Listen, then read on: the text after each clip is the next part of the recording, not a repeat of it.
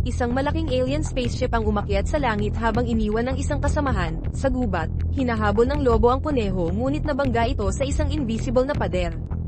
Sinundan ng lobo ang amoy at sinubukang kagatin, ngunit itinapon ito ng halimaw. Nagngangalit pa rin ang lobo, hindi alam na malapit na ang kanyang kamatayan. Walang labis na komunikasyon, inilabas ng halimaw ang mga kuko nito upang labanan ang lobo, ngunit hindi niya inaasahan na ang mga mabangis na hayop ay napakahina. Matapos patayin ang lobo, ginamit niya ang asido upang tunawin ito, iniwan ng bungo bilang tropeyo sa kanyang baywang. Ang halimaw na naglalaho ay tinatawag na predator, sina Xiaomei at Xiaoshuai ay nakatali sa puno bilang pain. Nang lumitaw ang predator, unti-unti itong lumapit ngunit naapakan ang bitag ng mga Saxon.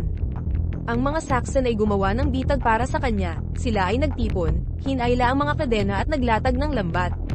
Sa akala nila ay nahuli na nila ang mailap na mamamatay tao, ipinakita ng predator sa kanila na ang realidad ay laging malupit.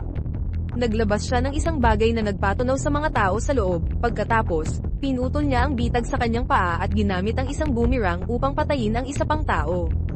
Ang mga baril ng tao ay parang pangangati sa kanyang kalasag, habang nag-reload, nagsimula na ang pagpatay ng predator.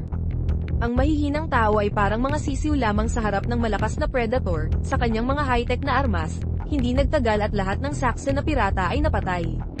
Nagbaril siya sa sarili, kahanga-hanga ang kanyang kakayahan, nakatakas sina Xiaomei at ang kanyang kapatid gamit ang bitag. Biglang lumitaw ang isa pang grupo ng mga Saxon at naglunsad ng atake sa predator, muling naglabas ng high-tech na armas ang predator.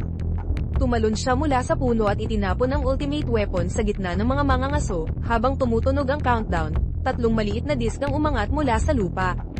Huli na para tumakas, si Xiaomei ay sumigaw habang nakatutok ang baril sa predator. Sa paglingon nito, ang kanilang bayani na si Xiaoshuai ay tumalon at tinusok ang balikat ng predator gamit ang sibat.